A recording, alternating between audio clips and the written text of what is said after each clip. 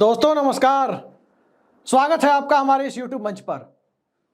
दोस्तों आज से 13 दिन के बाद दुनिया के सबसे बड़े लोकतंत्र के सबसे बड़े महापर्व यानी लोकसभा चुनाव का जो आगाज होने जा रहा है, उस आगाज का अंजाम क्या होगा, इसको लेकर अभी से कयासबाजियों का दौर जारी है। लेकिन अंजाम वही होता है जो ये देश का मिजाज होता है, और इस देश को के मिजाज को तय करने में आमतौर पर भूमिका जनता की होती रही है। लेकिन अब जमाना टेक्नोलॉजी का है, तो IT cell, social media, WhatsApp university, ये भी कहीं ना कहीं गोदी मीडिया साथ साथ में, ये सब मिलकर कहीं ना कहीं जनता के मिजाज को प्रभावित करने में, थोड़ा सभ्य भाषा में अंग्रेजी में कहें तो कंसेंट मैन्युफैक्चरिंग करने में ज्यादा बड़ी भूमिका निभाते रहे। लेकिन क्या कंसेंट मैन्युफैक्चरिंग से 2024 का चुनाव भी प्रभावित होगा? हालात तो ऐसे बयान नहीं करते। हालात अब दूसरी दिशा में जाते हुए दिख रहे हैं, और पिछले 2 लोकसभा चुनाव को देखें तो ये पहला लोकसभा चुनाव दिख रहा है जिसमें वोटर्स के बीच उदासीनता है। अब किस वजह से उदासीनता है, ये जैसे जैसे चुनाव आगे बढ़ता जाएगा वैसे वैसे इसे डिकोड करना ज्यादा आसान होगा। लेकिन फिलहाल आज हम चर्चा कर रहे हैं कि इस देश में कौन से वो 5 हैं। ये 5 कौन से हैं? 5 फैक्टर जो नरेंद्र मोदी की सत्ता के लिए एक बड़ी चुनौती बने हुए हैं, नरेंद्र मोदी की तीसरी शपथ से रोकने की तैयारी कर रहे हैं।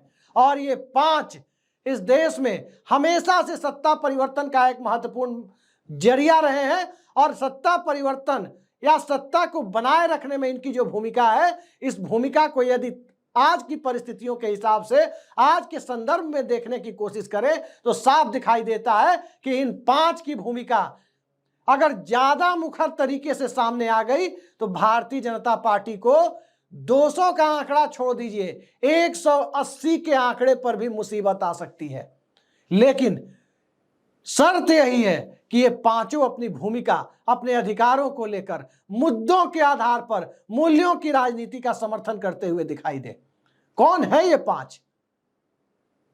आखिर ये 5 हैं कौन जिनकी भूमिका को लेकर सत्ता को डर इतना व्याप्त हो गया है कि सत्ता के शीर्ष पर बैठे हुए लोग हेलीकॉप्टर से बाई रोड पहुंचने की बात तक करने और इस तरह की बेतुकी बातों पर ताली बजवाने की उम्मीद तक पाल बैठे हैं।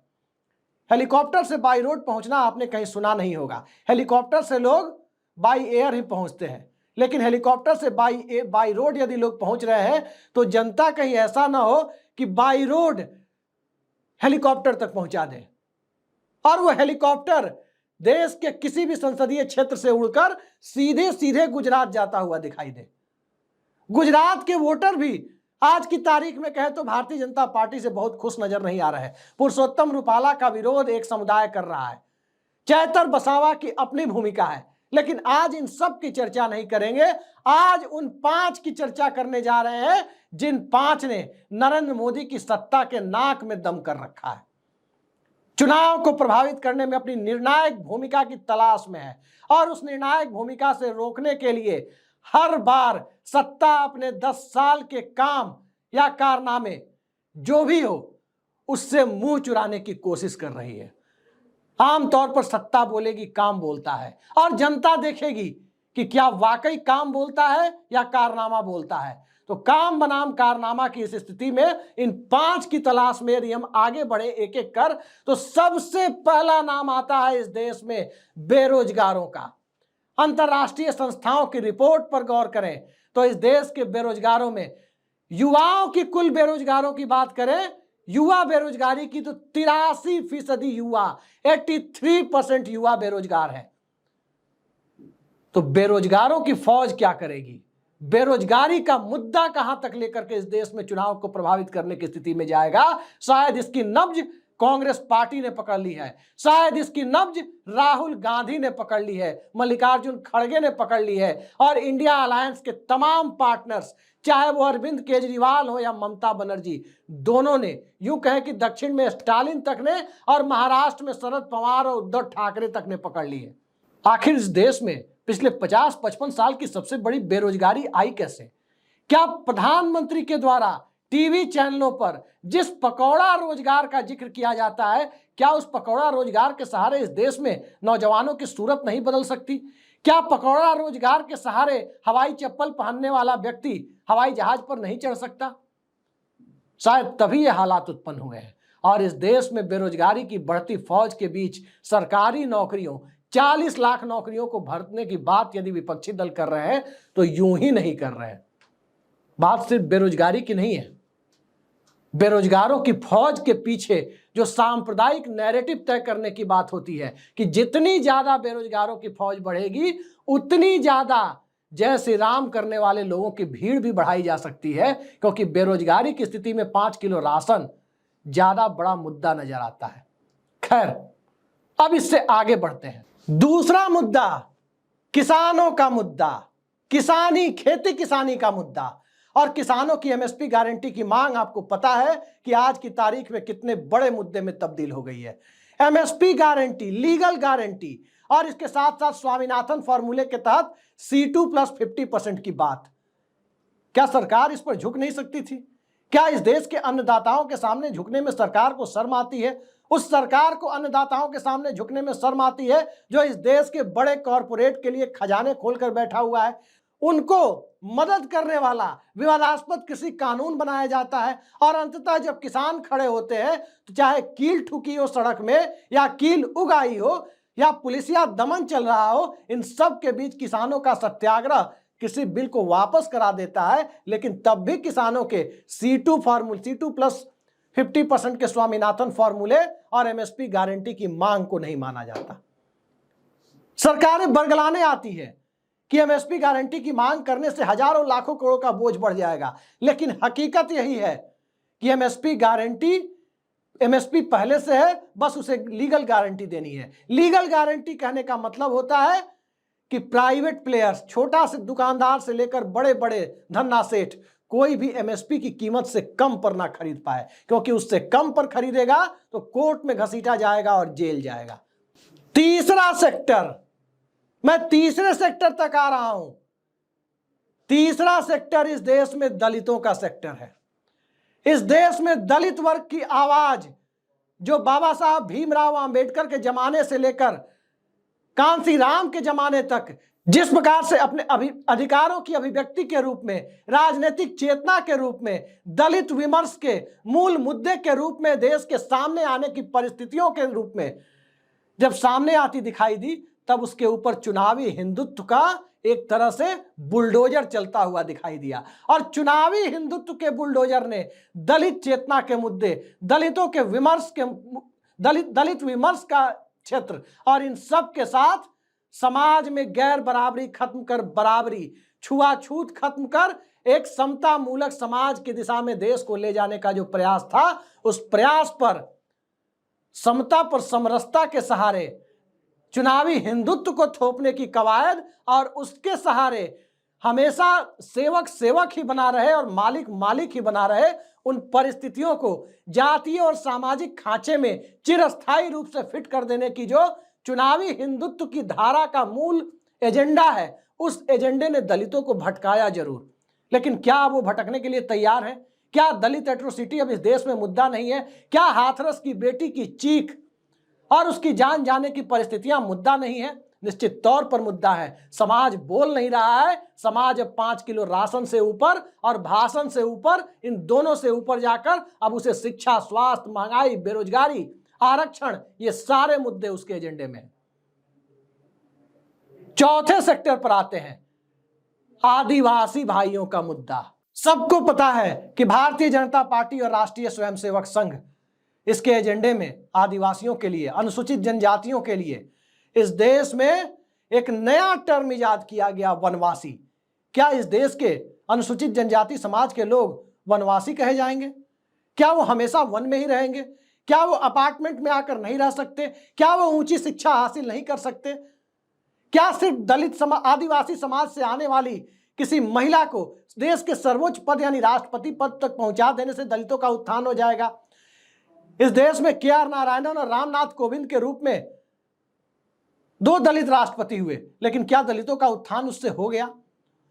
तो क्या आदिवासी महिला आदिवासी समाज से आने वाली महामहिम द्रौपदी मुर्मू जी के राष्ट्रपति पद तक पहुंचने से दलितों आदिवासियों का कल्याण हो जाएगा? कतई नहीं। इसके लिए व्यक्ति पूजा नहीं बल्कि मौजूदा परिस्थितियों में नीति के स्तर पर, सामाजिक स्तर पर, सरकारी स्तर पर जो प्रयास होने चाहिए उन प्रयासों पर चुनावी हिंदुत्व ही सबसे बड़ा बुलडोजर दिखाई देता है। पेशा कानून पुरानी मांग है, 1996 में पारित किया गया, संयुक्त मोर्चा सरकार यानी एचडी देवेगौड़ा के समय में पास किया गया, लेकिन आज तक कई ऐसे राज्य हैं जो पेशा कानून को अक्षरशः लागू करने से पीछे हटते हैं। राहुल गांधी अपनी भारत जोड़ो न्याय यात्रा में मुद्दा उठाते हैं, लेकिन बिना सत्ता में आए वो मुद्दा सोल्व नहीं हो सकता। और इस देश के आदिवासियों को वनवासी कहने की जो नई परंपरा है, उस परंपरा में गैर बराबरी से आगे बढ़कर भी क्या वाकई सामाजिक समता की स्थिति कोई बन सकती है? दरअसल ये कल्पना लोक की चीज उस दौर में मालूम होती है जब वनवासी शब्द का इस्तेमाल आदिवासी की जगह करने की कोशिश होती है, अनुसूचित जाति की जगह करने की कोशिश होती है। आगे बढ़ते हैं। पांचवा फैक्टर जो नरेंद्र मोदी की तीसरी शपथ में सबसे बड़ी बाधा बनकर खड़ा है, वो है इस देश का ओबीसी समाज।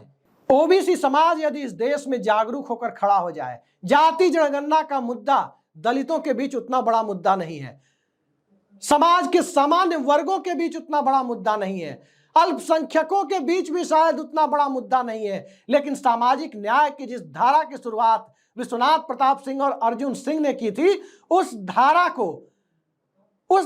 को पूर्ण रूपेण लाभ पहुंचाने के लिए, उस धारा को वंचित वर्ग की सूची से बाहर निकालकर सामाजिक रूप से मुख्य धारा में खड़ा करने के लिए जो सबसे बड़ा मुद्दा है वो ये है कि आरक्षण के भीतर आरक्षण कब होगा। नरेंद्र मोदी की सरकार रोहिणी कमीशन बनाती है, उत्तर प्रदेश की सरकार राघवेंद्र सिंह कमीशन बनाती है, सिफारिशें क्यों नहीं लागू करती?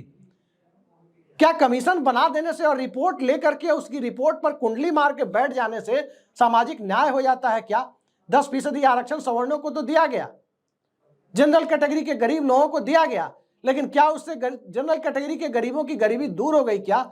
जब तक वैकेंसी नहीं आएगी, जब तक आरक्षण की प्रक्रिया का अक्षरशः पालन नहीं होगा उस वैकेंसी में, तब तक इस देश में सामाजिक न्याय की धारा सिर्फ कोरी कल्पना और बकवास बातों की तरह सामने आएगी। जाति जनगणना सबसे बड़ा मुद्दा है, जाति जनगणना होनी चाहिए और उसमें स्पष्ट होना चाहिए कि जाति जनगणना के साथ साथ सामाजिक आर्थिक गणना भी हो, जिला स्तर उसका आधार हो बजाय किसी राज्य स्तर के, क्योंकि राज्य एक बहुत बड़ा एरिया होता है। 2011 की तरह जिला ही उसका पैरामीटर होना चाहिए, लेकिन उस जाति जनगणना की मांग से भाजपा पीछे क्यों हटती है? जाति जनगणना छोड़िए, सामान्य जनगणना जो 2021 में होनी थी आज 2024 आ गया। हिंदुस्तान के इतिहास में 1872 से लेकर 2024 आ गया और इन 152 सालों में यह पहला मौका है जब नियमित जनगणना नहीं हो रही है। कौन जिम्मेदार है? जनगणना नहीं होगी तो पता कैसे चलेगा कि किसकी सामाजिक स्थिति क्या है? जनगणना पर कुंडली मारकर बैठने के पीछे का मकसद क्या है? ये ओबीसी वर्ग जानना चाहता है। हैव्स और हैव नॉट्स की फीलिंग, यानी वंचित और साधन संपन्न की फीलिंग, सबसे ज्यादा विसंगतियां किसी तबके में दिखाई दे रही है तो वो इस देश का अन्य पिछड़ा वर्ग यानी अदर बैकवर्ड क्लास है। उसमें ईबीसी की पहचान कब होगी, उसमें अत्यंत पिछड़ा की पहचान कब होगी, उसमें मध्यम पिछड़ा की पहचान कब होगी? बिना जाति जनगणना के एक्चुअल आंकड़े आने संभव है क्या? सामान्य वर्ग जिसे जनरल कैटेगरी कहते हैं, बिना जाति जनगणना के उनके बीच से ऐसे लोगों को आइडेंटिफाई करना संभव है क्या जो वास्तविक रूप से गरीब हो और सवर्ण होने का दंश झेल रहे हो? कतई संभव नहीं है। तो क्या इस जाति जनगणना जो मूल रूप से ओबीसी का मुद्दा है वो समाज के दरअसल दूसरे वर्गों का भी मुद्दा है और ओबीसी वर्ग सत्ता से सवाल पूछ रहा है कि जाति जनगणना क्यों नहीं हो रही, ओबीसी आरक्षण का वर्गीकरण क्यों नहीं हो रहा? तो ये 5 फैक्टर ऐसे फैक्टर है जो नरेंद्र मोदी की तीसरी शपथ के रूप में नरेंद्र मोदी ही नहीं, भारतीय जनता पार्टी के लगातार तीसरी सरकार बनने की राह में सबसे बड़े रोड़े के रूप में दिखाई दे रहे हैं। भाजपा कहां रुकेगी कोई नहीं जानता, 4 जून को पता चलेगा। लेकिन कौन रोक रहा है भारतीय जनता पार्टी को? किससे बीजेपी डरी हुई है? परिवारवाद और भ्रष्टाचार की बात बीजेपी क्यों कर रही है, जब अजीत पवार भी उसके साथ है, जब एकनाथ शिंदे की पूरी टीम भी उनके साथ है, जब रामविलास पासवान का कुनबा भी उनके साथ है, जब प्रेम कुमार धूमल के बेटे भी उनके साथ है, और पूरी भाजपा परिवारवाद से भरी हुई है। पूरी भाजपा ईडी के नोटिस के बाद जुटाए गए, जुगाड़ किए गए कथित भ्रष्टाचारियों से भरी पड़ी है। तो इस हालात में जनता भी है जो सब कुछ जान रही है, और सब कुछ जानने के दौर में ये 5 जो मैंने गिनाए, बेरोजगार, किसान, दलित, आदिवासी और इसके साथ साथ ओबीसी, ये 5 मौजूदा दौर में नरेंद्र मोदी की तीसरी शपथ में सबसे बड़े रोड़े के तौर पर मौजूद है, और तीसरी शपथ को रोकने की हद तक जा सकते हैं। देखते हैं क्या होता है। फिलहाल के लिए इतना ही। नमस्कार।